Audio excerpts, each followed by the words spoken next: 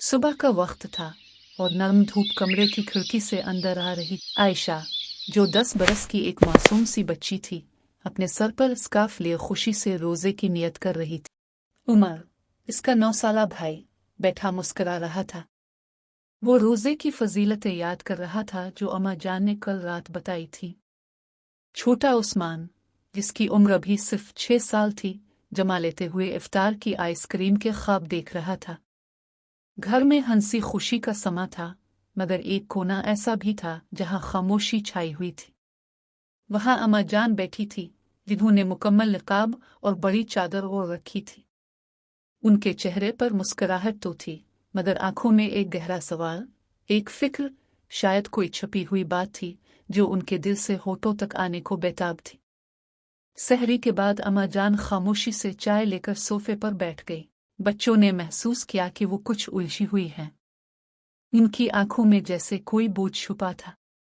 वो सोचों में गुम थी, जैसे दिल में कुछ छुपा रखा हो। फिर कुछ देर बाद उन्होंने धीरे से बताया कि उन्होंने रात एक अजीब ख्वाब देखा। इस ख्वाब में उन्होंने 3 दरवाजे देखे थे।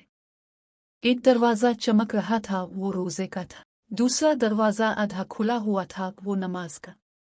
लेकिन तीसरा दरवाजा मुकम्मल बंद था और वो कुरान का था। फिर एक नूरानी रोशनी उनके सामने आई, जिसकी आवाज दिल में उतर जाने वाली थी। वो कह रही थी, तुम्हारे बच्चे इबादत का सिर्फ आधा हिस्सा पूरा करते हैं, बाकी छोड़ देते हैं। ये सुनकर बच्चों पर जैसे खामोशी तारी हो गई। इनके मासूम दिलों ने सच्चाई को फौरन महसूस कर लिया। वो जान गए कि रोजे तो वो शौक से रखते हैं, मगर नमाज में सस्ती करते हैं और कुरान से दूर रहते हैं। इसी लम्हे आयशा उठी और स्कार्फ को ठीक करते हुए जाए नमाज ले आई। उमर ने अपना टैबलेट बंद कर दिया, जिस पर वो रोज खेलता था। उस्मान, जो हमेशा खिलौनों में लगा रहता था, उन्हें एक तरफ रखकर संजीदा हो गया। बच्चों के दिल बदल चुके थे। अब उनके चेहरों पर अज़्म था।